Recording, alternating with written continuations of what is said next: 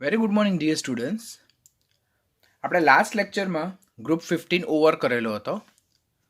હવે આજના લેક્ચરમાં આપણે પ્રીવિયસ ઇયર્સમાં એઆઈપીએમટી નીટ અને એમ્સમાં પૂછાયેલા ક્વેશ્ચન ગ્રુપ 15ના રિલેટેડનું ડિસ્કશન કરશું. તો તમારું ચેપ્ટર પરફેક્ટલી વંચાઈ ગયેલું હશે. તમારા બધા જ કન્સેપ્ટ નીટ સાથેના એક્સ્ટ્રા ટોપિક સાથે તમારા ક્લિયર હશે. બધા જ વિડીયો લેક્ચર તમારા એકદમ પરફેક્ટલી રિફર થઈ ગયેલા હશે. તો આજે આપણે પ્રીવિયસ યર જે એઆઈપીએમટી નીટ અને એમ્સમાં ગ્રુપ 15માંથી જે ક્વેશ્ચન પૂછાયેલા છે તેના રિલેટેડ ડિસ્કશન કરશું. એટલે આજના લેક્ચરથી આપણે ગ્રુપ 15 ઓવર કરશું અને નેક્સ્ટ લેક્ચરથી આપણે ગ્રુપ 16 સ્ટાર્ટ કરશું. પહેલાં આપણે એઆઈપીએમટી નીટમાં પૂછાયેલા ક્વેશ્ચન રિલેટેડ ડિસ્કશન કરશું. 2011માં પૂછાયેલો ક્વેશ્ચન કે નીચેનામાંથી કયું વિધાન ખોટું છે. જ્યારે આપણને સાચું, ખોટું, સત્ય, અસત્ય, યોગ્ય, અયોગ્ય એવું વિધાન પૂછાય તો જે વસ્તુ હોય પહેલાં તેના પર ફોકસ કરવાનું આપણે. તો પહેલાં હું અહીંયા સર્કલ કરીશ ખોટું છે. એટલે જે 4 ઓપ્શન છે તેમાંથી મારા 3 સ્ટેટમેન્ટ સાચા છે અને એક સ્ટેટમેન્ટ ખોટું છે, અને જે ખોટું છે તેને મારે સિલેક્ટ કરવાનું છે. તો આવા ક્વેશ્ચન હોય ત્યારે પહેલાં જે પૂછેલું છે તેના પર સર્કલ કરવું, કારણ કે તમે મેજોરેટલી સિલી મિસ્ટેક અહીંયાથી જ કરો. ખોટું, સાચું, યોગ્ય, અયોગ્યમાં જ તમે ગોથા ખાઈ જાઓ છો. તો be very careful about it. Nitrogen d pi p pi બંધ બનાવી શકતો નથી. એ વિધાન સાચું છે કે ખોટું છે? તો એ વિધાન કેવું છે? સાચું છે. તો કેમ સાચું વિધાન છે? તો નાઇટ્રોજન એ બીજા આવર્તનું તત્વ છે અને બીજા આવર્તનું તત્વ હોવાથી તેની પાસે ડી કક્ષકનો અભાવ છે, અને ડી કક્ષકનો અભાવ છે માટે તે ડીપાઈ પીપાઈ બંધ બનાવી શકતું નથી. તો પહેલું વિધાન આપણું કેવું છે? સાચું વિધાન છે. તો મેં બાજુમાં ટ્રુ લખ્યું છે. સમૂહ 15ના હાઇડ્રાઇડ માટે NH3 તરફ જતા હાઇડ્રાઇડની સ્થાયીતા શું થાય છે? વધે છે. આપણી ટેક્સ્ટબુકમાં એટલે આપણી રેફરન્સ બુકમાં વધે છે ક્વેશ્ચન આપેલો છે. તો સમૂહમાં ઉપરથી નીચે તરફ જઈએ આપણે, કે જેમ કે સપોઝ પહેલાં હું અહીંયા નાઇટ્રોજનની વાત કરું તો આ નાઇટ્રોજનનો હાઇડ્રાઇડ અને આ મારી પાસે બિસ્મથ છે તેનો હાઇડ્રાઇડ. તો જેમ સમૂહમાં ઉપરથી નીચે તરફ જઈએ આપણે તેમ EH બંધ લંબાઈ શું થાય છે? વધે છે. અને EH બંધ લંબાઈ વધે માટે બંધ સ્થાયીતા શું થાય? ઘટે. અને બંધ સ્થાયીતા ઘટે માટે થર્મલ સ્ટેબિલિટી એટલે કે ઉષ્મીય સ્થાયીતા ઉપરથી નીચે તરફ જતા શું થાય છે? ઘટતી જાય છે. આપણે ઓલરેડી હાઇડ્રેટમાં લર્ન કરેલું છે કે જેમ સમૂહમાં ઉપરથી નીચે તરફ આવીએ તેમ મધ્યસ્થ પરમાણુનું કદ જેમ વધતું જાય તેમ મધ્યસ્થ પરમાણુ અને હાઇડ્રોજન વચ્ચેની જે બંધ લંબાઈ જે છે તે વધતી જાય. હવે બંધ લંબાઈ અને બંધ સ્થાયીતાને એકબીજા સાથે કેવો સંબંધ છે? વ્યસ્ત પ્રમાણનો સંબંધ છે. માટે ઉપરથી નીચે તરફ જતા બંધ લંબાઈ વધે તેમ બંધ સ્થાયીતા ઘટે. બંધ સ્થાયીતા ઘટે એટલે ઉષ્મીય સ્થાયીતા ઘટે. તો આ વિધાન કેવું છે? ફોલ્સ છે. અને ફોલ્સ વિધાન છે તો આપણને અહીંયા આપ્યું છે કે ખોટું વિધાન પસંદ કરો. તો આપણો કરેક્ટ આન્સર શું આવશે? બી આવશે. આપણે બીજા ઓપ્શન વિશે પણ લર્ન કરતા જઈએ કે સી, તો નાઇટ્રોજન એકલ બંધ એ ફોસ્ફરસ એકલ બંધ કરતા કેવો છે? નિર્બળ છે. તો કેમ એવું છે? તો નાઇટ્રોજનનું કદ કેવું છે? નાનું છે. નાનું કદને કારણે નાઇટ્રોજન પર જે અબંધકારક ઇલેક્ટ્રોન યુગ્મ જે છે તેના વચ્ચે અપાકર્ષણ પ્રબળ થાય, અને અપાકર્ષણ પ્રબળ થાય જેને કારણે નાઇટ્રોજન સિંગલ બંધની લંબાઈ શું થઈ જાય? વધી જાય, અને એની જે પ્રબળતા જે છે ઘટી જાય.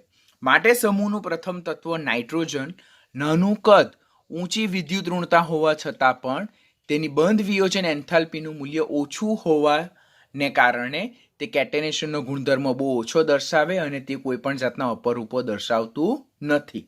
જનરલી સામાન્ય સમૂહમાં ઉપરથી નીચે તરફ જતા જેમ પરમાણુય ત્રિજ્યા વધે, વિદ્યુત ઋણતા ઘટે અને બંધ વિયોજન એન્થાલ્પીનું મૂલ્ય ઘટતું જાય તેમ કેટેનેશનનો ગુણધર્મ ઘટતો જાય. માટે સમૂહના પ્રથમ તત્વનું તો કદ પણ નાનું હોય, વિદ્યુત ઋણતા પણ વધારે હોય, બંધ વિયોજન એન્થાલ્પીનું મૂલ્ય પણ વધારે હોય, એટલે એ મહત્તમ કેટેનેશનનો ગુણધર્મ દર્શાવે અને મહત્તમ અપર રૂપ દર્શાવે, જેમ કે સમૂહ 14નું પ્રથમ તત્વ કાર્બન. પરંતુ અહીંયા સમૂહ 15માં નાઇટ્રોજન પરમાણુનું કદ નાનું હોવાને કારણે તેની પાસે જે લોન પેર ઓફ ઇલેક્ટ્રોન છે તેમાં મેક્સિમમ અપાકર્ષણ જોવા મળે, એને કારણે એની બંધ સ્થાયીતા ઘટે. માટે નાઇટ્રોજનનો કેટેનેશનનો ગુણધર્મ બહુ ઓછો જોવા મળે અને તે અપરૂપો દર્શાવતું નથી. સમૂહ 15માં સૌથી વધારે અપરૂપો દર્શાવતું તત્વ કોણ? ફોસ્ફરસ, કારણ કે ફોસ્ફરસ બંધ વિયોજન એન્થાલ્પીનું મૂલ્ય વધારે છે. તો આ વિધાન કેવું છે? સાચું છે. અને N2O4 બે સહસ્પંદન બંધારણ દર્શાવે છે, જે ટેક્સ્ટબુકમાં ઓલરેડી ગિવન છે, તો તે પણ આપણું શું થાય? સાચું. એટલે અહીં આપણો કરેક્ટ આન્સર શું થશે? Answer B will be our correct answer. Second question 2012માં પૂછાયેલો તે કે ફોસ્ફરસના ઓક્સો એસિડ માટે નીચેનામાંથી કયું વિધાન અયોગ્ય છે? જો અહીંયા પણ ક્વેશ્ચન શું પૂછ્યો છે આપણને? અયોગ્ય છે. અયોગ્ય એટલે ખોટું, ફોલ્સ સ્ટેટમેન્ટ આપણે શોધવાનું છે. તો હાઇપોફોસ્ફરસ એસિડ એ ડાયપ્રોટિક એસિડ છે. હવે જ્યારે બી ફોસ્ફરસના ઓક્સો એસિડ આપણે લર્ન કરીએ તો આપણે પહેલા બંધારણ જ આવડવા જોઈએ. મેં બંધારણની બહુ સારી પ્રેક્ટિસ કરાવી છે. ઓક્સો એસિડ બહુ ડિટેલમાં લર્ન કરાવેલ છે. એટલું કરશો એટલે તમારા બધા જ કોમ્પિટિટિવના ક્વેશ્ચન સોલ્વ થઈ જશે. તો હાઇપોફોસ્ફરસ એસિડ એટલે જે H3PO2 ને શું કહેવામાં આવે? હાઇપોફોસ્ફરસ એસિડ. અને જેનું બંધારણ શું છે? P double bond O H અને OH. તો હાઇપોફોસ્ફરસ એસિડ એ ડાયપ્રોટિક એસિડ છે. હવે આપણને ખબર છે કે ફોસ્ફરસના ઓક્સો એસિડમાં જે હાઇડ્રોજન ફોસ્ફરસ સાથે મજબૂત સહસંયોજક બંધથી જોડાયેલા છે તો તે ડિસોસિએટ થતા નથી, વિયોજન પામતા નથી. માટે ફોસ્ફરસના ઓક્સો એસિડ માટે કયા હાઇડ્રોજન જવાબદાર છે? જે હાઇડ્રોક્સિલ સમૂહના સંદર્ભમાં હાજર હોય. Getting what I am saying કે ફોસ્ફરસના ઓક્સો એસિડમાં જે છે તો તે ઓક્સો એસિડની બેઝિકતા તે એમાં રહેલા હાજર OH ના સમૂહની સંખ્યાને આધારે નક્કી કરી શકાય, નહીં કે જે હાઇડ્રોજન ફોસ્ફરસ સાથે ડાયરેક્ટલી અટેચ થયેલા છે. કેમ? તો જે હાઇડ્રોજન ફોસ્ફરસ સાથે મજબૂત સહસંયોજક બંધથી જોડાયેલા છે તે સરળતાથી વિયોજન પામતા નથી, મુક્ત થતા નથી. એટલે ફોસ્ફરસના ઓક્સો એસિડની બેઝિકતા માટે કયા હાઇડ્રોજન જવાબદાર છે? તો હાઇડ્રોક્સિલ ગ્રુપમાં હાજર રહેલા હાઇડ્રોજન જવાબદાર છે. માટે ઓક્સો એસિડમાં જેટલા OH હાજર હોય તેટલા એમાંથી H મુક્ત થાય અને તેટલી એની શું નક્કી થાય? બેઝિકતા નક્કી થાય. તો હાઇપોફોસ્ફરસ એસિડમાં તો આપણી પાસે એક OH સમૂહ છે, માટે એની બેઝિકતા કેટલી થાય? તો એની બેઝિકતા 1 થાય. તો એ કેવો એસિડ કહેવાય? તો એને આપણે મોનોપ્રોટિક એસિડ કહીએ. શું કહીએ? મોનોપ્રોટિક એસિડ. હવે અહીંયા શું છે? કેમ આપ્યું છે કે હાઇપોફોસ્ફરસ એસિડ એ ડાયપ્રોટિક એસિડ છે, એવું આપણને વિધાન કીધું. હાઇપોફોસ્ફરસ એસિડ એ ડાયપ્રોટિક એસિડ છે. તો આ વિધાન ફોલ્સ છે. તો આ વિધાન ફોલ્સ છે, માટે એ આપણો શું થાય? કરેક્ટ આન્સર થાય. બાકીના સ્ટેટમેન્ટ વિશે પણ જોઈએ કે બધા જ ઓક્સો એસિડ એટલીસ્ટ એક POO બંધ અને એક POH બંધ ધરાવે. તો એ વિધાન તો સાચું છે, થિયોરિટિકલ છે. ઓર્થોફોસ્ફોરિક એસિડ એ ટ્રિપલ સુપર ફોસ્ફેટની બનાવટમાં વપરાય છે, એ વિધાન પણ સાચું છે. તમને એમ થાય કે એવું તો કશે આપ્યું નથી, તો હું તમને જે ફોસ્ફરસ ખાતર જે છે તેનું એક PDF મોકલીશ, તેમાંથી તમે રીડ કરી લેજો. શક્ય હોય તો જ્યારે આપણો બધો સિલેબસ ઓવર થઈ જાય, રિમેનિંગ ચેપ્ટર, ત્યાર પછી હું તમને ફર્ટિલાઇઝર રિલેટેડ બ્રીફમાં સમજાવી દઈશ. ઓર એલ્સ તમને જ્યારે ટાઈમ મળે ત્યારે 2 કે 3 પાના છે PDFના, તે તમે રીડ કરી લેજો.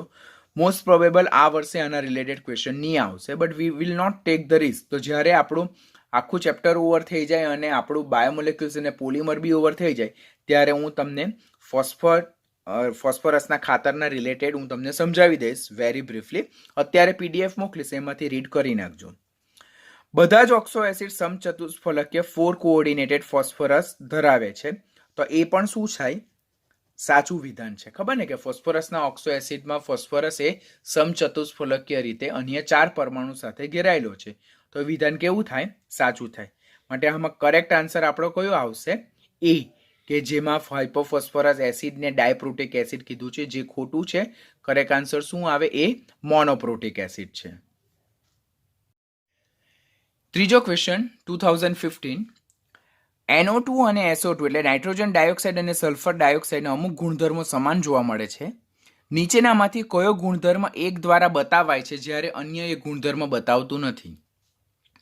એટલે અહીંયા જે 4 ગુણધર્મો આપેલા છે તે NO2 અને SO2 ના આ 4 ગુણધર્મોમાંથી કોઈ પણ 3 ગુણધર્મો સમાન છે, પણ કોઈ એક ગુણધર્મ એવો છે કે જે બેમાંથી કોઈ એક બતાવે અને કોઈ એક નથી બતાવતું. તો તે જોઈએ. તો પાણીમાં જે દ્રાવ્યતા જે છે, તો ગુણધર્મ એ જે છે તે બંને બતાવે. NO2 પણ પાણીમાં દ્રાવ્ય થઈ જાય અને HNO3 બનાવે. SO2 પણ પાણીમાં દ્રાવ્ય થાય અને એ H2SO3 બતાવે. હા, ખાસ કાળજી રાખજો. SO2 પાણીમાં દ્રાવ્ય થઈને H2SO3 બનાવે, જેને શું કહેવામાં આવે? સલ્ફ્યુરસ એસિડ. SO2 પાણીમાં દ્રાવ્ય થઈને શું બનાવે છે? સલ્ફ્યુરસ એસિડ. તો આ એક પોઈન્ટ આપણે યાદ રાખવાનો. ઓપ્શન બી વિશે જો વાત કરીએ તો સલ્ફર ડાયોક્સાઇડ એ ફૂડ પ્રિઝર્વેટિવ્સ તરીકે વપરાય છે. તરીકે ઉપયોગી છે. આપણે chapter number 16 chemistry in every day life chapter જોયેલું. તો SO2 એ ફૂડ પ્રિઝર્વેટિવ્સ તરીકે ઉપયોગી છે. NO2 એ ફૂડ પ્રિઝર્વેટિવ્સ તરીકે ઉપયોગી નથી. તો આ ટર્મ્સ જે છે કે ફૂડ પ્રિઝર્વેટિવ્સ ગુણધર્મ, તો તેમાં SO2 એ ગુણધર્મ દર્શાવે જ્યારે NO2 એ ગુણધર્મ દર્શાવતું નથી. ઓર એલ્સ એસિડ વર્ષા માટે બંને જ જવાબદાર છે. તો સી બંને બતાવે. અને રિડક્શન કરતા ગુણધર્મ એ બંને ધરાવે છે. NO2 અને SO2 બંને રિડક્શન કરતા ગુણધર્મ દર્શાવે છે. કારણ કે NO2 માં નાઇટ્રોજનનો ઓક્સિડેશન આંક +4, તો એ +4 માંથી +5 માં જવાનો પ્રયત્ન કરે. સલ્ફર ડાયોક્સાઇડમાં સલ્ફરનો ઓક્સિડેશન આંક +4, એ +4 માંથી મહત્તમ +6 માં જવાનો પ્રયત્ન કરે. માટે બંને જ ઓક્સિડેશન પામવાની વૃત્તિ દર્શાવે, માટે રિડક્શન કરતા ગુણધર્મ દર્શાવે. આમ પાણીમાં દ્રાવ્યતા, તો NO2 અને SO2 બંને પાણીમાં દ્રાવ્ય છે. એસિડ વર્ષા માટે બંને જ જવાબદાર છે. રિડક્શન કરતા સ્વભાવ બંને જ ધરાવે છે. પરંતુ NO2 એ ફૂડ પ્રિઝર્વેટિવ્સ તરીકે ઉપયોગી નથી, જ્યારે સલ્ફર ડાયોક્સાઇડ એ ફૂડ પ્રિઝર્વેટિવ્સ તરીકે ઉપયોગી છે. માટે option B will be our correct answer. Then after question 4 2015 repeating એક્ઝામમાં પૂછાયેલો છે. H3PO2 ના પ્રબળ રિડક્શન કરતા સ્વભાવ માટે જવાબદાર કારણ કયું? મેં તમને કીધેલું હતું કે ફોસ્ફરસના ઓક્સો એસિડ જે છે નો રિડક્શન કરતા સ્વભાવ જે છે તેના માટે જવાબદાર પરિબળ જે છે તો તે શું છે? પીએચ બંધની સંખ્યા. આ પીએચ બંધની સંખ્યા જેટલી વધારે હશે તેટલો રિડક્શન કરતા સ્વભાવ કેવો હશે? વધારે હશે. બરાબર. હવે અહીંયા આપણને વાત કોના વિશે વાત કરી છે? H3PO2 ની વાત કીધી છે. H3PO2 જેને આપણે શું કહીએ છીએ? હાઇપોફોસ્ફરસ એસિડ. और એનું જ બીજું નામ શું છે? ફોસ્ફિનિક. શું બોલીએ છીએ આપણે? ફોસ્ફિનિક. ફોસ્ફોનિક નહીં, ફોસ્ફિનિક એસિડ. એનું બંધારણ જોઈએ તો P double bond O, H, H અને OH. તો આના બંધારણમાં આપણી પાસે એક પીએચ બંધ અને બીજો પીએચ બંધ છે. તો એની પાસે 2 પીએચ બંધ છે, માટે તે પ્રબળ રિડક્શન કરતા છે. તો આ એનું કરેક્ટ એક્સપ્લેનેશન છે. એના બેઝ પરથી આપણે ઓપ્શન શોધીએ કે H3PO2 ના પ્રબળ રિડક્શન કરતા સ્વભાવ માટે જવાબદાર કારણ કયું? તો ફોસ્ફરસની ઊંચી ઓક્સિડેશન અવસ્થા, that is totally wrong. 2OH સમૂહ અને 1 pH, તો આમાં તો 2 pH અને 1 OH છે એટલે આ પણ ખોટું, આ પણ ખોટું. 1 OH સમૂહ અને 2 pH, તો 1 OH સમૂહ અને 2 pH, તો આ વિધાન મારું કેવું એપ્રોપ્રિએટ છે. અને ફોસ્ફરસની ઊંચી ઇલેક્ટ્રોન પ્રાપ્તિ એન્થાલ્પી, તો ધેટ ઇઝ ઓલ્સો રોંગ. ફોસ્ફરસની ઇલેક્ટ્રોન પ્રાપ્તિ એન્થાલ્પી જે છે તે તો કેવી જોવા મળે? ઓછી જોવા મળે. કારણ કે ફોસ્ફરસ સમૂહ 15 નું તત્વ NH2NP3 ઇલેક્ટ્રોનિક કન્ફિગ્યુરેશન જે સ્થાયી ઇલેક્ટ્રોનીય સંરચના છે, માટે તેમાં ઇલેક્ટ્રોન દાખલ કરવા માટે ઉર્જા શું થાય કે ઉર્જા ઓછી મુક્ત થાય, માટે એની ફોસ્ફરસની ઇલેક્ટ્રોન પ્રાપ્તિ એન્થાલ્પીનું મૂલ્ય ઓછું જોવા મળે છે. માટે H3PO2 ના પ્રબળ રિડક્શન કરતા સ્વભાવ માટે ફર્સ્ટ તમને એનું બંધારણ આવડવું જોઈએ અને કન્સેપ્ટ શું ખ્યાલ હોવો જોઈએ કે ફોસ્ફરસના ઓક્સો એસિડનો રિડક્શન કરતા સ્વભાવ જે છે તો તેના માટે જવાબદાર એકમાત્ર પરિબળ તેમાં હાજર pH બંધની સંખ્યા. જે ઓક્સો એસિડમાં pH બંધ હાજર હશે તો તે રિડક્શન કરતા સ્વભાવ ધરાવતો હશે. H3PO2 જે છે તો તે 2 pH બંધ દર્શાવે છે, માટે તે પ્રબળ રિડક્શન કરતા. આ H3PO2 ને આપણે શું કહીએ છીએ? Phosphinic acid. Then after question number 5 કે જ્યારે Cu ને સાંદ્ર HNO3 સાથે ગરમ કરવામાં આવે ત્યારે બનતી નિપજો કઈ? તો આપણને ખબર છે કે Cu ની જ્યારે સાંદ્ર HNO3 સાથે ઓર મંદ HNO3 સાથે પ્રક્રિયા થાય તો HNO3 માંથી સાંદ્ર પરિસ્થિતિમાં આપણને NO2 મળે અને મંદ પરિસ્થિતિમાં આપણને શું મળે? NO મળે. અને બંને કિસ્સામાં નિપજ તો એક જ મળવાની છે, copper nitrate, that is CuNO3 twice. પરંતુ જ્યારે અહીંયા કોપરની જગ્યાએ ટેક્સ્ચ્યુઅલી ઝિંક આપવામાં આવે અને અહીંયા આપણી પાસે ઓપ્શન સાંદ્ર HNO3 હોય, મંદ HNO3 હોય અને સાથે સાથે આપણને અતિમંદ અને ઠંડો HNO3 હોય, તો ત્યારે આપણે ખાસ કાળજી રાખવાની. સાંદ્ર HNO3 સાથે NO2, મંદ HNO3 સાથે N2O નાઇટ્રસ ઓક્સાઇડ, અને નાઇટ્રિક ઓક્સાઇડ કહેવાય. હા, ખાસ કાળજી રાખજો. NO ને શું કહેવાય છે? Nitric oxide. અને N2O ને શું કહેવામાં આવે છે? Nitrous oxide. અને અતિમંદ અને ઠંડા HNO3 સાથે NH4 NO3. તો આ હિન્ટ તમારે કમ્પલસરી બીજા ઘણા બધા ક્વેશ્ચન માટે યાદ રાખવાની. This is most important hint. હવે જો જ્યારે Cu ને સાંદ્ર HNO3 સાથે ગરમ કરવામાં આવે ત્યારે અહીંયા શબ્દ શું આપ્યો? સાંદ્ર HNO3. તો ત્યારે કોપર નાઇટ્રેટ તો બધામાં સમાન મળે, ખાલી નાઇટ્રોજનની નિપજ બદલાય, તો અહીંયા શું મળે? આપણો આન્સર આવે ડી. સાંદ્ર HNO3 સાથે NO2. પરંતુ આપણને ક્વેશ્ચન એમ પૂછાય કે Cu ની HNO3 સાથે પ્રક્રિયા કરવામાં આવે ત્યારે શું મળે? તો સાંદ્ર અને મંદ કઈ નહીં આપેલું હોય તો આ 3 નિપજ આવે. જેમ કે ઓપ્શન ડી. આપણે અહીંયા ખાલી એમ કે Cu ની HNO3 સાથે પ્રક્રિયા કરવામાં આવે તો નીચેનામાંથી કઈ નિપજ મળે? તો ત્યારે correct answer D. Copper nitrate B મળે, NO બી મળે અને નાઇટ્રોજન ડાયોક્સાઇડ બી મળે. પરંતુ અહીંયા આપણને વર્ડ શું આપ્યો છે? સાંદ્ર. તો સાંદ્રના કિસ્સામાં કોપરના નાઇટ્રેટ વત્તા નાઇટ્રોજન ડાયોક્સાઇડ મળે છે. આપેલા એસિડ માટે કયું વિધાન યોગ્ય છે? અહીંયા આપણને 2 એસિડ આપ્યા, એક ફોસ્ફિનિક એસિડ અને એક ફોસ્ફોનિક એસિડ. તો ફોસ્ફિનિક એસિડ અને ફોસ્ફોનિક એસિડ, તો પહેલા તો બંનેના બંધારણ જ દોરવાના. ફોસ્ફિનિક એસિડ અને સેકન્ડ વન ફોસ્ફોનિક એસિડ. વર્ડ ખાલી આટલાનો ડિફરન્સ છે. આ ફોસ્ફો, આ ફોસ્ફી. આનું સૂત્ર H3PO2, આનું સૂત્ર H3PO3, આનું બંધારણ P double bond O H H OH, આનું બંધારણ P double bond O OH OH અને OH. બંનેના અહીંયા H જ આવશે કારણ કે આ H3PO3 છે. બંનેના બંધારણમાં ખાલી આટલો ડિફરન્સ છે. બરાબર. હવે જોઉં કે ફોસ્ફરસના ઓક્સો એસિડ જે છે તેની બેઝિકતા માટે એકમાત્ર જવાબદાર પરિબળ શું?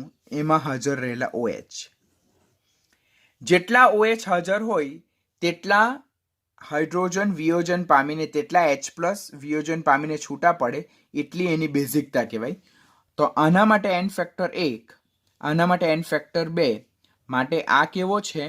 મોનોપ્રોટિક એસિડ. કેવો છે? મોનોપ્રોટિક એસિડ. અને આ કેવો છે? તો આ ડાયપ્રોટિક એસિડ છે. આ કેવો છે? ડાયપ્રોટિક એસિડ. તો હવે જો કે ફોસ્ફેનિક એસિડ ડાયપ્રોટિક અને ફોસ્ફોનિક એસિડ મોનો. તો ફોસ્ફેનિક ને ડાય કીધું અને આને મોનો, તો આ વિધાન કેવું થાય? ખોટું થાય. હવે ફોસ્ફેનિક એસિડ મોનોપ્રોટિક અને ફોસ્ફોનિક ડાયપ્રોટિક, તો આ મોનોપ્રોટિક ને આ ડાયપ્રોટિક, તો આ વિધાન કેવું? સાચું. તો that is our correct answer. તમારી જે સેંગેજ બુક જે છે તેમાં આ ઓપ્શન જે છે ઇંગ્લિશમાં આપેલું છે, ઇંગ્લિશ સ્ટેટમેન્ટ, તો તે ઓપ્શનને તમે કરેક્શન કરજો. એ લોકો ખોટું આપેલું છે. ઓપ્શન બી ને તમારે કરેક્ટ કરવાનું છે. એ લોકોએ રોંગ આપેલું છે.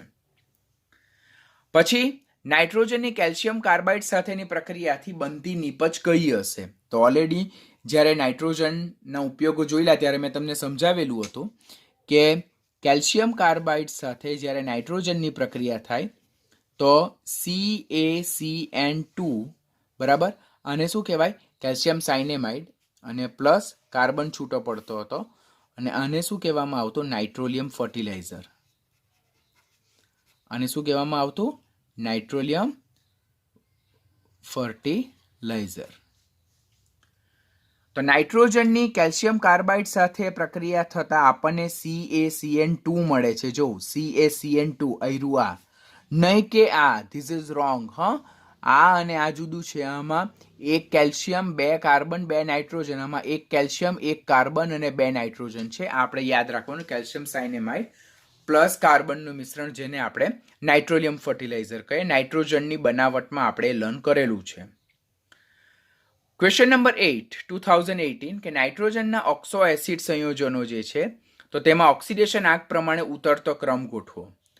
હવે ઉતરતો ક્રમ, અહીંયા ક્વેશ્ચન ધ્યાનથી વાંચો. ઉતરતો ક્રમ પૂછ્યો એટલે પહેલું હાયર વેલ્યુ અને છેલ્લી લોઅર વેલ્યુ.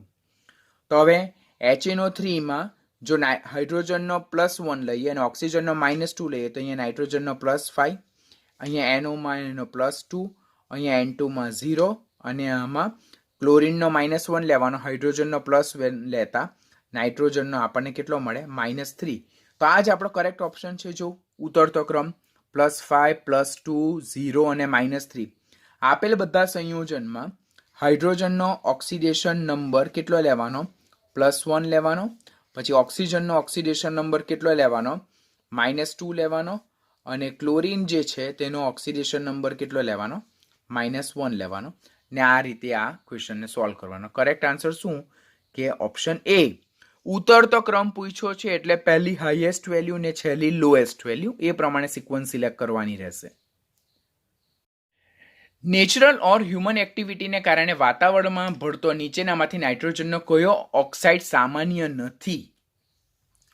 એટલે અહીંયા 4 નાઇટ્રોજનના ઓક્સાઇડ છે, તેમાંથી નાઇટ્રોજનનો કયો ઓક્સાઇડ એ હ્યુમન એક્ટિવિટી ઓર કુદરતી કોઈ પણ પ્રક્રિયાને લીધે વાતાવરણમાં ભળતો નથી? હવે નાઇટ્રોજન ડાયોક્સાઇડ જે છે તો તે તો વાહનોમાંથી નીકળતા ધુમાડામાંથી નીકળે. વાહનોમાં જે ઈંધણ હોય, બળતણ હોય, તો એ ઈંધણના દહન થવાથી વાતાવરણમાં નાઇટ્રોજન ડાયોક્સાઇડ ભળે. આકાશમાં વીજળીના ચમકારા થવાથી નાઇટ્રિક ઓક્સાઇડ ઉદ્ભવે છે. નાઇટ્રસ ઓક્સાઇડ N2O જે છે તો તે કુદરતી પ્રક્રિયા થવાથી થાય છે. માટે આ 3 ઓક્સાઇડ જે છે તો તે માનવ નિર્મિત ઓર કુદરતી પ્રક્રિયાથી વાતાવરણમાં ભળે છે. 3 ઓક્સાઇડ માનવ નિર્મિત ઓર કુદરતી પ્રક્રિયાથી વાતાવરણમાં શું થાય છે? ભળે છે. કયો એકમાત્ર ભળતો નથી? That is option A, N2O5. આપણે એન્વાયરમેન્ટલ કેમિસ્ટ્રી ચેપ્ટર જોયેલું 11th છેલ્લું ચેપ્ટર. નાઇટ્રોજન ડાયોક્સાઇડ જે છે તો તે વાહનોમાંથી નીકળતા ધુમાડામાંથી પડે. નાઇટ્રિક ઓક્સાઇડ આપણે જોઈ લો અત્યારે આ ચેપ્ટરમાં જોયું કે આકાશમાં વીજળીના ચમકારા થાય ત્યારે N2 અને O2 પ્રક્રિયા કરીને NOમાં જનરેટ થાય. એક વિશેષમાં યાદ રાખવાનું N2O કે જે કુદરતી પ્રક્રિયાથી વાતાવરણમાં બનતો જ હોય છે. બરાબર. તો રહી કોણ ગયું? Nitrogen pentoxide. તો correct answer will be A.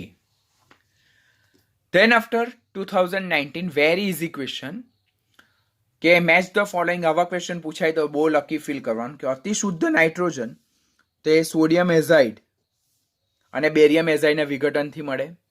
Haber પ્રક્રિયા તો એમોનિયા, સંપર્ક વિધિ તો સલ્ફ્યુરિક એસિડ અને ડેકોન પ્રક્રિયા એ ક્લોરીન વાયુની બનાવટ માટે વપરાય. આ ઓલરેડી તમે અત્યારે ટેક્સ્ચ્યુઅલ ક્વેશ્ચન જ છે. તો પહેલામાં ચોથું ઓપ્શન એવું એક શોધો. તો એક રહી ગયું કોણ?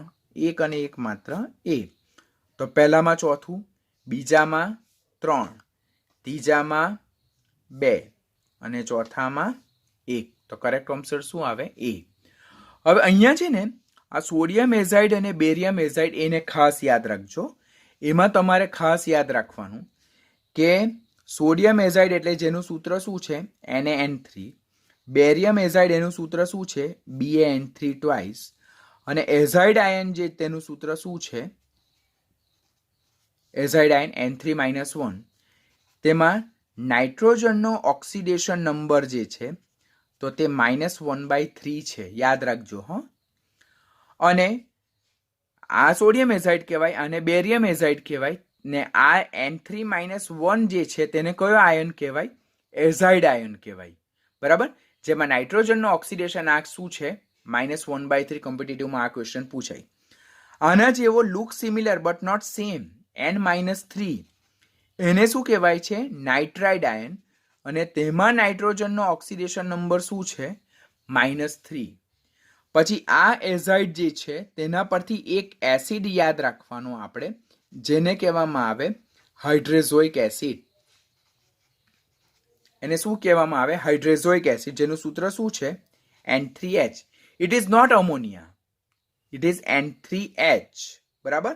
તો ક્વેશ્ચન પૂછાય હાઇડ્રોઝોઇક એસિડ આ જે છે તો એ નાઇટ્રોજનનો વિશિષ્ટ હાઇડ્રાઇડ છે. એ નાઇટ્રોજનનો શું છે?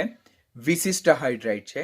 તો આ તમારે ખાસ યાદ રાખવાનું. આને કહેવામાં આવે હાઇડ્રેઝોઇક એસિડ. બરાબર. તો તે તમારે ખાસ કાળજી રાખવાનું. આ એઝાઇડ પોઈન્ટ આવ્યો એટલે હું તમને સમજાવી દઉં. ઓલરેડી લેક્ચરમાં કરાયું છે પણ કદાચ આપણે આ હાઇડ્રેઝોઇક એસિડ વિશે ડિસ્કશન કરવાનું આપણું પેન્ડિંગ હતું તો તેને આપણે અત્યારે યાદ રાખવાનું થાય. PMT નીટના ક્વેશ્ચન ઓવર થાય. હવે એમ્સના ક્વેશ્ચન જોઈએ કે નીચેનામાંથી કયું સંયોજન ટ્રાયબેઝિક એસિડ છે? બરાબર. તો પહેલું જે છે તે કોણ છે? હાઇપોફોસ્ફરસ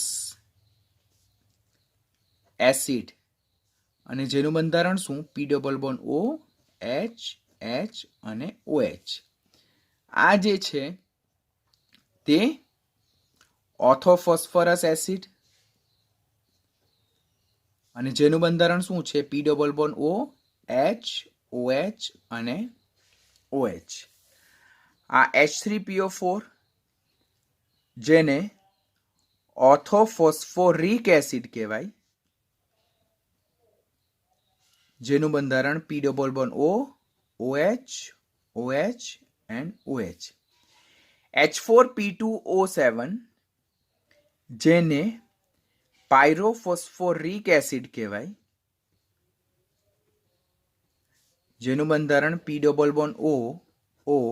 P-O, OH, OH, OH and OH. આ જે છે તેને આપણે ફોસ્ફિનિક એસિડ કહીએ અને આને જ આપણે ફોસ્ફોનિક એસિડ કહીએ. હવે જેટલા OH ગ્રુપ હાજર હોય તેટલી એની બેઝિકતા નક્કી થાય.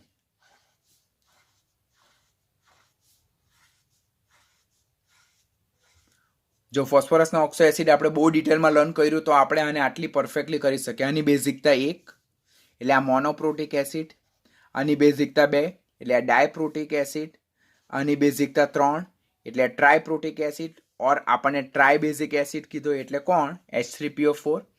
અને આ ટેટ્રાબેઝિક એસિડ છે જેને ટ્રાયપ્રોટિક એસિડ કહેવાય. તો આને જ આપણે મોનોપ્રોટિક એસિડ ઓર મોનોબેઝિક એસિડ કહીએ, અને ડાયપ્રોટિક એસિડ ઓર ડાયબેઝિક એસિડ કહીએ, અને ટ્રાયપ્રોટિક એસિડ ઓર ટ્રાયબેઝિક એસિડ કહીએ, અને ટેટ્રાબેઝિક એસિડ ઓર ટેટ્રાપ્રોટિક એસિડ કહીએ. તો આમાં કરેક્ટ આન્સર શું આવે? સી, ધેટ ઇઝ ઓર્થોફોસ્ફોરિક એસિડ, જેના બંધારણમાં 3 હાઇડ્રોક્સિલ ગ્રુપ છે, માટે એની બેઝિકતા કેટલી છે? 3 છે. સેકન્ડ ક્વેશ્ચન, નાઇટ્રસ ઓક્સાઇડ નીચેનામાંથી કયા તરીકે ઓળખાય? આપણને ખબર છે લાફિંગ ગેસ, જે નિશ્ચેતક તરીકે પણ વપરાય છે, બરાબર, અને જે ગાયનેકોલોજીકલ સર્જરી અને ડેન્ટિસ્ટ્રીમાં એનેસ્થેટિક એજન્ટ તરીકે પણ વર્તે છે. તો એ આપણે યાદ રાખશું. નીચેનામાંથી કયું તત્વ +1 થી +5 ઓક્સિડેશન અવસ્થા દર્શાવતા સંયોજનો રચે? એકમાત્ર નાઇટ્રોજન. કયા? N2O જેમાં +1, NO જેમાં +2, N2O3 જેમાં +3, પછી NO2 ઓર N2O4 માં +4 અને N2O5 માં એ +5 ઓક્સિડેશન અવસ્થા દર્શાવે છે. તેમાં કરેક્ટ આન્સર એ. નીચેનામાંથી કયું સંયોજન સબ્લિમેશન પામી શકે છે? તો જે આ બી, સી અને ડી સંયોજનો છે, તો તેમને ગરમ કરવામાં આવે તો એમનું વિઘટન થાય. પરંતુ એકમાત્ર સંયોજન NH4Cl જે છે, તો NH4Cl ને જો આપણે હીટ આપીએ તો એનું શું થાય? ઉધ્વપાતન થાય અને એ સોલિડમાંથી વ્હાઇટ ફ્યુમમાં કન્વર્ટ થશે, બરાબર, આ સફેદ ધુમાડો. માટે આમાં કરેક્ટ આન્સર શું આવે? એ, જે આપણે યાદ રાખવાનું થાય. પછી ક્વેશ્ચન નંબર 5, H3PO3 અને H3PO4 માટે યોગ્ય વિકલ્પ પસંદ કરો.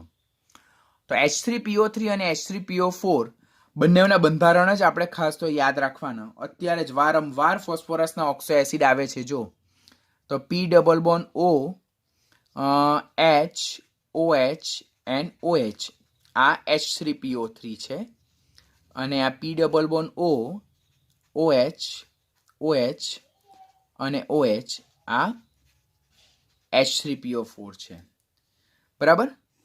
આના બંધારણમાં આપણી પાસે કેટલા OH છે? 2 છે, માટે આ ડાયબેઝિક છે. આના બંધારણમાં આપણી પાસે 3 OH છે, માટે આ ટ્રાયબેઝિક છે. આના બંધારણમાં એક pH પણ છે, માટે આ રિડક્શન કરતા છે. અને આના બંધારણમાં એક પણ pH નથી, માટે આ રિડક્શન કરતા નથી, પરંતુ તેમાં ફોસ્ફરસનો ઓક્સિડેશન આંક +5 જે મહત્તમ હોવાથી તે પ્રબળ ઓક્સિડેશન કરતા છે. ખાસ યાદ રાખજો હો. H3PO3 ડાયબેઝિક અને રિડક્શન કરતા છે. H3PO4 રિડક્શન કરતા નથી, ટ્રાયબેઝિક છે અને પ્રબળ ઓક્સિડેશન કરતા છે. Very important. હવે આપણે કરેક્ટ ઓપ્શન જોઈજો. H3PO3 ડાયબેઝિક અને રિડક્શન કરતા, જો ડાયબેઝિક અને રિડક્શન કરતા, પહેલો જ ઓપ્શન મળી ગયો. H3PO3 ડાયબેઝિક અને રિડક્શન કરતા નથી, ના રિડક્શન કરતા છે.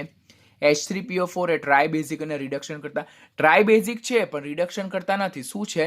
પ્રબળ ઓક્સિડેશન કરતા, ફોસ્ફરસનો મહત્તમ ઓક્સિડેશન આંક +5 ને કારણે. અને H3PO3 એ ટ્રાયબેઝિક અને રિડક્શન કરતા નથી, એ ડાયબેઝિક છે અને રિડક્શન કરતા છે.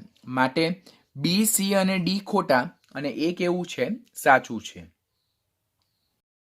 N2O5 માટે નીચેનામાંથી કયું વિધાન સાચું છે? આપણને પૂછે છે શું સાચું. તો પહેલું એ અનુચુંબકીય સ્વભાવ દર્શાવે. આપણી ટેક્સ્ટબુકમાં નાઇટ્રોજનના ઓક્સાઇડ છે, તો તેમાં એના સહસ્પંદન બંધારણ દોરેલા છે. તો એ સહસ્પંદન બંધારણમાં N2O5 નું સહસ્પંદન બંધારણ કંઈક આવું હતું. N double bond O O, પછી ફરીથી O N, ત્યાર પછી O અને ડબલ બોન્ડ O.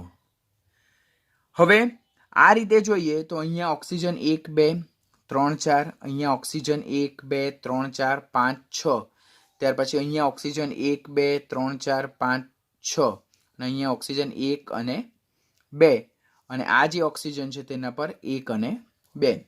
તો આ એક સહસ્પંદન બંધારણ હતું. એવું એની સાથે બીજું રેઝોનન્સ પણ બંધારણ છે, પણ આપણે અહીંયા એકના પરથી આપણને એક્ઝેક્ટ પિક્ચર ક્લિયર થશે. સસ્પંદન બંધારણ નીટ માટે કરવાના છે, હા, યાદ રાખજો તમે. બંધ કોણ અને બંધ લંબાઈ ની યાદ રહેશે તો ચાલશે, પરંતુ સસ્પંદન બંધારણ નીટમાં પૂછાય છે તો તમારે કમ્પલસરી ટેક્સ્ટબુકમાં જે આપેલા છે તે કમ્પલસરી કરવાના છે.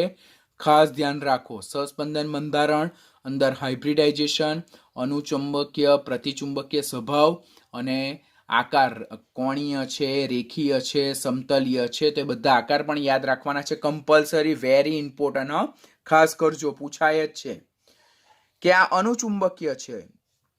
તો પહેલા તો અનુચુંબકીય, જેને આપણે શું કહીએ, પેરામેગ્નેટિક. તો પેરામેગ્નેટિક ઓર અનુચુંબકીય ક્યારે હોય? અયુગ્મિત ઇલેક્ટ્રોન હોય ત્યારે. અને પ્રતિચુંબકીય, જેને આપણે ડાયામેગ્નેટિક કહીએ છીએ, તે ક્યારે હોય? યુગ્મિત ઇલેક્ટ્રોન હોય ત્યારે. હવે અહીંયા જે નાઇટ્રોજન પેન્ટોક્સાઇડ જે છે તેના બંધારણ જોઈએ તો બધા ઇલેક્ટ્રોન કેવા છે? યુગ્મિત છે. યુગ્મિત છે માટે કેવો સ્વભાવ દર્શાવે? પ્રતિચુંબકીય એટલે કે ડાયામેગ્નેટિક સ્વભાવ દર્શાવે છે. અહીંયા તો આપણને શું આપ્યું છે? અનુચુંબક એટલે પેરામેગ્નેટ, માટે આ વિધાન કેવું થાય? ખોટું થાય છે. તો આ ક્યારે તમે જસ્ટિફાઈ કરી શકો? જ્યારે તમે રેઝોનન્સ સ્ટ્રક્ચર સાથે નાઇટ્રોજનના જે ઓક્સાઇડ છે તેના બંધારણ કરેલા હોય ત્યારે. તો પ્લીઝ કમ્પલસરી ટેક્સ્ટબુકમાં જે ટેબલ આપેલું છે તે પરફેક્ટ સસ્પંદન બંધારણ, તેમનો આકાર, તેમનું સંકરણ, અનુચુંબકીય પ્રતિચુંબકીય સ્વભાવ સાથે કમ્પલસરી યાદ રાખજો. તમારી પાસે કોઈ ઓપ્શન નથી, કારણ કે એ નીટની એક્ઝામમાં પૂછાય જ છે, તો કાળજી રાખજો.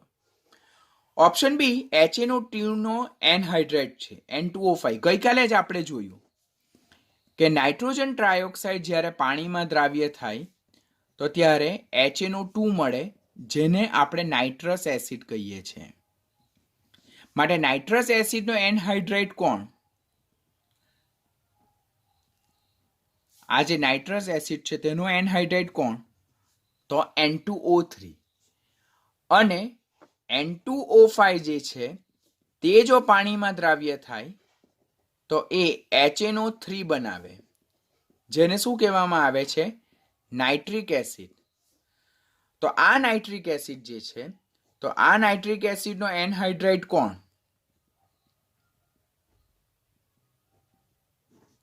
N2O5.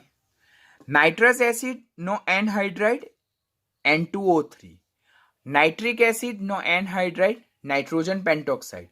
તો અહીંયા તો નાઇટ્રોજન પેન્ટોક્સાઇડ ને HNO2 એટલે નાઇટ્રસ એસિડનો એનહાઇડ્રેટ કીધું, તો એ વિધાન તો કેવું છે? ખોટું છે. કથ્થઈ રંગનો વાયુ કોણ છે? તો NO2 એ કથ્થઈ રંગનો વાયુ છે. કથ્થઈ રંગનો વાયુ કોણ છે? તો NO2 એ કથ્થઈ રંગનો વાયુ છે, N2O5 નહીં. That is also wrong.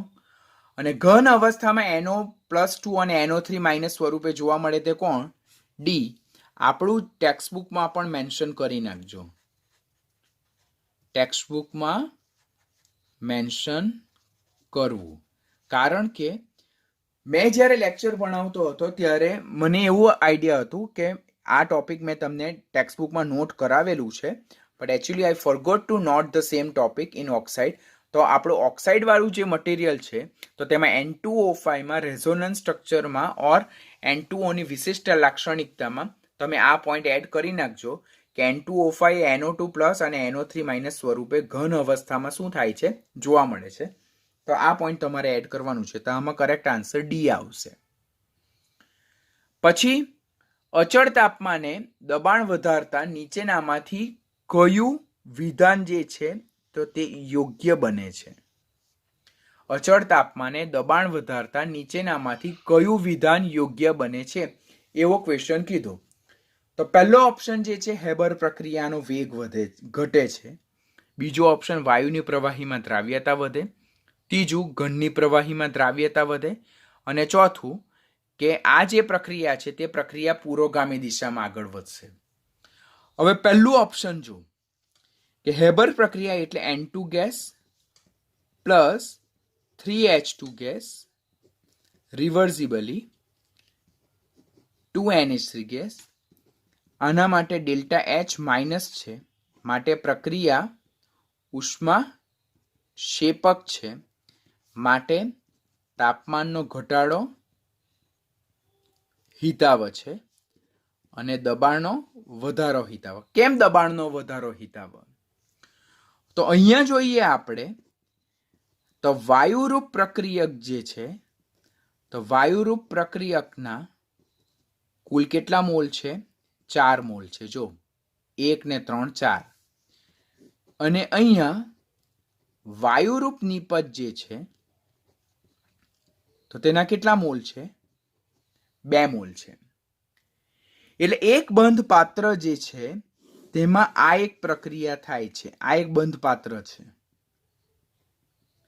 જેમાં 1 મોલ ડાયનાઇટ્રોજન વાયુ 3 મોલ ડાયહાઇડ્રોજન વાયુ સાથે પ્રક્રિયા કરીને 2 મોલ એમોનિયા ઉત્પન્ન કરે છે, જેમાં વાયુરૂપ પ્રક્રિયકના 4 મોલ અને વાયુરૂપ નિપજના 2 મોલ છે. એટલે જો પાત્રનું દબાણ વધારવામાં આવે તો વાયુરૂપ પ્રક્રિયકનું દબાણ વધારે વધે, જ્યારે વાયુરૂપ નિપજનું દબાણ એ ઓછું વધે. જો હું શું કહેવા માંગુ છું ખબર પડે છે? અહીંયા N2 પણ ગેસ છે, H2 પણ ગેસ છે અને બનતું એમોનિયા પણ ગેસ છે. અને આ પ્રક્રિયા બંધ પાત્રમાં થાય. આખા બંધ પાત્રનું દબાણ વધારવામાં આવે તો વાયુરૂપ પ્રક્રિયકનું બી દબાણ વધે અને વાયુરૂપ નિપજનું પણ દબાણ વધે. પરંતુ વાયુરૂપ પ્રક્રિયકના મોલ વધારે હોવાને કારણે વાયુરૂપ પ્રક્રિયકનું દબાણ વધારે વધે, જ્યારે વાયુરૂપ નિપજના મોલ ઓછા હોવાને કારણે તેનું દબાણ કેવું થાય? વધે, પણ કેવું? આની કમ્પેરિઝનમાં ઓછું વધે. હવે પ્રક્રિયક સાઈડ દબાણ વધવાને કારણે પ્રણાલી સંતુલન પ્રાપ્ત કરવા માટે વધારેથી ઓછા દબાણ તરફ જાય. એટલે કઈ દિશામાં જાય? પૂર્વગામી દિશામાં આગળ વધે. એટલે આપેલ પ્રક્રિયામાં જો દબાણ વધારવામાં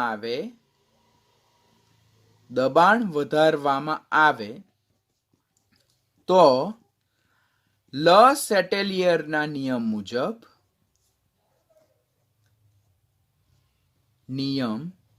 મુજબ પ્રણાલી સંતુલન પ્રાપ્ત કરવા માટે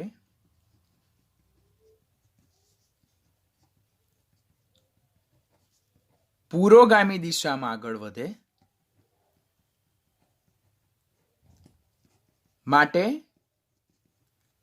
હેબર પ્રક્રિયાનો વેગ વધે અને એમોનિયાનું ઉત્પાદન વધે. Very most important question. આખા બંધ પાત્રમાં વાયુરૂપ પ્રક્રિયક અને વાયુરૂપ નિપજ વચ્ચે સંતુલન સ્થપાયેલું છે. આખા પાત્રનું દબાણ વધારવામાં આવે તો વાયુરૂપ પ્રક્રિયકની મોલ સંખ્યા વધારે હોવાને કારણે તેનું દબાણ વધારે વધે, વાયુરૂપ નિપજની મોલ સંખ્યા ઓછી હોવાને કારણે તેનું દબાણ ઓછું ઘટે. દબાણ કઈ બાજુ વધારે છે? તો પ્રક્રિયક સાઈડ વધારે છે. માટે પ્રણાલી સંતુલન પ્રાપ્ત કરવા માટે પ્રક્રિયકથી નિપજ તરફ આગળ વધે, જેથી દબાણ ઇક્વિલિબ્રિયમ કન્ડિશનમાં આવે. એટલે પ્રક્રિયા પુરોગામી દિશામાં પ્રક્રિયકથી નિપજ તરફ આગળ વધે, એટલે કે એમોનિયાનું ઉત્પાદન વધશે અને હેબર પ્રક્રિયાનો વેગ શું થશે? વધશે. માટે પહેલું વિધાનમાં એમ આપેલ છે કે હેબર પ્રક્રિયાનો વેગ ઘટે, તો એ પ્રક્રિયા કેવી છે? ખોટી છે. એ વિધાન ખોટું છે. વાયુની પ્રવાહીમાં દ્રાવ્યતા વધે છે. હેનરીના નિયમ અનુસાર તમે જોયું કે હેનરીના નિયમ અનુસાર જો દબાણ વધારવામાં આવે તો વાયુની પ્રવાહીમાં દ્રાવ્યતા શું થાય છે? વધે છે. તો આ વિધાન પણ ખોટું છે. જો દબાણ વધારવામાં આવે તો વાયુની પ્રવાહીમાં દ્રાવ્યતા શું થાય છે? વધે છે કે ઘટે છે? બરાબર, એવું ક્વેશ્ચન પૂછવામાં આવે તો અહીંયા દબાણ વધારવામાં આવે તો વાયુની પ્રવાહીમાં દ્રાવ્યતા શું થાય છે? વધે છે. માટે આ વિધાન તો સાચું આવશે. આ વિધાન આપણું સાચું આવશે. દબાણ વધારવાથી વાયુની પ્રવાહીમાં દ્રાવ્યતા વધે. જેમ કે સોડા વોટર, સોફ્ટ ડ્રિંક્સ, તેમાં કાર્બન ડાયોક્સાઇડ વાયુને ઊંચા દબાણે પ્રવાહીમાં દાખલ કરેલો હોય. માટે વાયુની પ્રવાહીમાં દ્રાવ્યતા વધારવા માટે દબાણ વધારવું જરૂરી બને. ઘનની પ્રવાહીમાં દ્રાવ્યતા એ દબાણથી ઇન્ડિપેન્ડન્ટ છે. માટે આ વિધાનને કોઈ લાગુ નહીં પડે. હવે આ વિધાનમાં જો કે ઓપ્શન ડી, તો તેમાં જો કે અહીંયા 1 મોલ વાયુરૂપ પ્રક્રિયક, 2 મોલ વાયુરૂપ નિપજ, ને આમાં જો આપણે દબાણ વધારીએ તો કોના તરફ દબાણ વધે? નીપજ તરફ દબાણ વધે ને પ્રણાલી સંતુલન પ્રાપ્ત કરવા માટે પ્રતિગામી દિશામાં આગળ વધે. 2 carbon solid plus CO2 gas plus gives 2 CO gas. આ બંધ પાત્રનું જો દબાણ વધારવામાં આવે તો વાયુરૂપ પ્રક્રિયકના 1 મોલ, જ્યારે વાયુરૂપ નિપજ છે તેના કેટલા મોલ છે? 2 મોલ છે. માટે દબાણ વધારતા અહીંયા દબાણ વધારે વધે, જ્યારે અહીંયા દબાણ ઓછું વધે. કેમ ઓછું વધે? કારણ કે વાયુરૂપ પ્રક્રિયકના મોલ 1 જ છે, વાયુરૂપ નિપજના 2 મોલ છે. માટે આ કિસ્સામાં દબાણ વધારતા પ્રણાલી સંતુલન પ્રાપ્ત કરવા માટે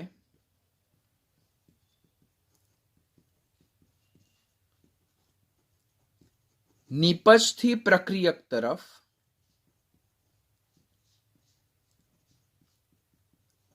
પ્રતિગામી દિશામાં આગળ વધે.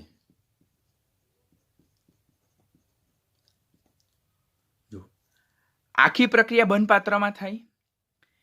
તેમાં વાયુરૂપ પ્રક્રિયકનો 1 જ મોલ છે. જો આ એરો છે, આ એરો આપણો.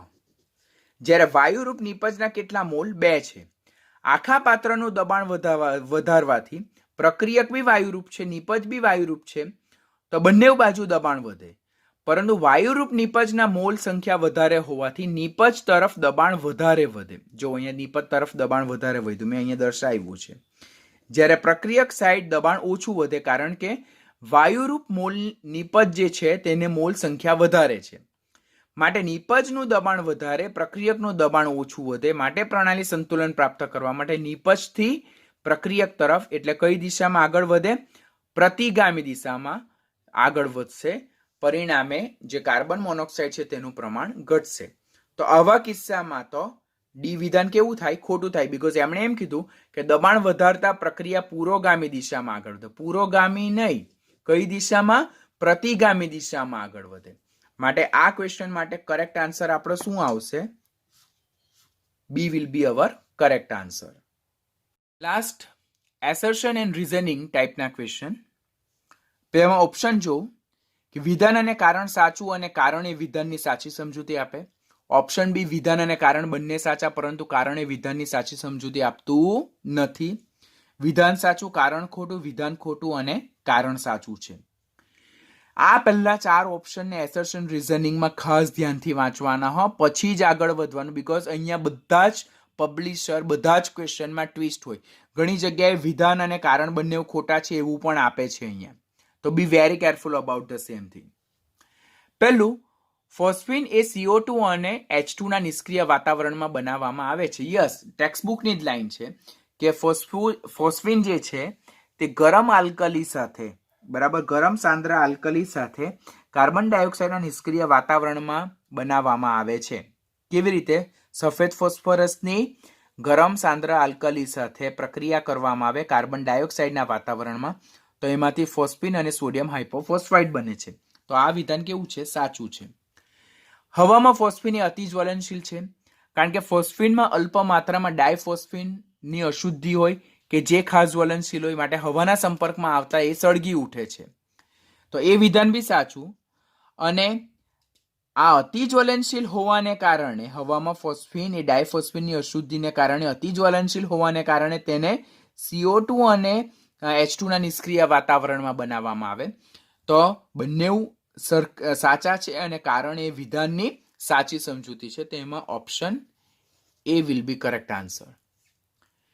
પછી બીજું, H3PO4 અને H3PO3 બંને સમાન સંખ્યામાં H ધરાવે છે. જો બંને સમાન સંખ્યામાં H ધરાવે, પરંતુ H3PO4 એ ટ્રાયબેઝિક, જ્યારે H3PO3 એ ડાયબેઝિક છે. વારંવાર અત્યારે જોયું. તો આ સાચું, કારણ કે H3PO4 માં 3 OH છે અને H3PO3 માં 2 OH છે. બંધારણ દોરીએ ને આપણે, તો P=O, OH, OH, OH. આ કોણ? H3PO4, જેમાં કેટલા OH છે આપણી પાસે? 3 OH છે. માટે એ કેવું છે? ટ્રાયબેઝિક છે. જ્યારે H3PO3 જે છે તેનું બંધારણ P double bond O H OH OH એના બંધારણમાં 2 OH છે માટે કેવું છે ડાયબેઝિક છે. તો એ સાચું વિધાન. કારણ જો ઓક્સો એસિડમાં ફક્ત ઓક્સિજન પરમાણુ સાથે જોડાયેલા H પરમાણુઓ જ રિપ્લેસેબલ છે. યસ, જે હાઇડ્રોજન ફોસ્ફરસ સાથે મજબૂત કોવેલેન્ટ બોન્ડથી જોડાયેલો છે તે એની બેઝિકતા માટે જવાબદાર નથી, બીકોઝ ઇટ વિલ નોટ ડિસોસિએટ. એટલે આ હાઇડ્રોજનને એની બેઝિકતા માટે કન્સિડર કરી શકાય નહીં, ફક્ત OH ને જ કન્સિડર કરી શકાય. તો આ વિધાન પણ સાચું અને આ કારણ એ વિધાનની સાચી સમજૂતી આપે છે. પછી ત્રીજું કે સફેદ ફોસ્ફરસ એ ઓછો થાય છે જ્યારે લાલ ફોસ્ફરસ એ વધુ થાય છે. યસ, માટે જ સફેદ ફોસ્ફરસને હવામાં ખુલ્લો રાખતા એ સળગી ઉઠે છે. કારણ સફેદ ફોસ્ફરસ એ સ્વતંત્ર P4 અણુ તરીકે જોવા મળે, જેમાં કોણીય તાણ, યસ, જેનું બંધારણ આ રીતેનું છે, ફોસ્ફરસ ફોસ્ફરસ ફોસ્ફરસ અને ફોસ્ફરસ આ રીતેનું છે, જેમાં બંધ કોણ કેટલો 109.28 ની જગ્યાએ 60 ડિગ્રી છે. બંધ કોણ આટલો ઓછો હોવાને કારણે અંદર ફોસ્ફરસ P4 ના બંધારણમાં સ્ટ્રેન ઉત્પન્ન થાય, તાણ ઉત્પન્ન થાય, PP બંધ નબળો બને, માટે એને હવામાં ખુલ્લો રાખતા એ સળગી ઉઠે. એની સાપેક્ષમાં જ્યારે લાલ ફોસ્ફરસ જે છે તો તે લાલ ફોસ્ફરસ તો શું છે,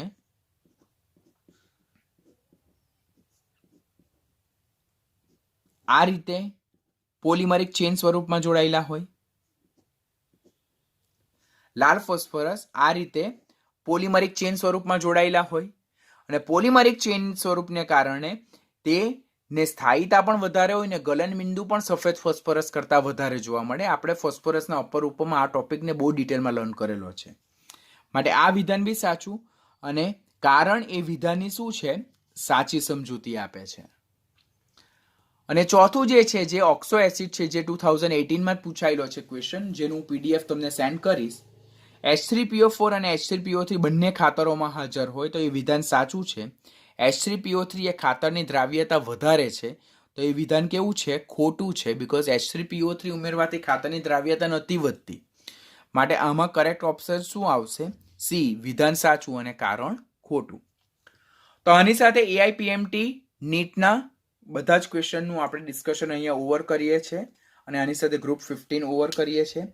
ટોપિકને પરફેક્ટ રેડી કરી નાખજો. ગ્રુપ 15 એકદમ નાઇસલી પ્રિપેર થઈ જવું જોઈએ.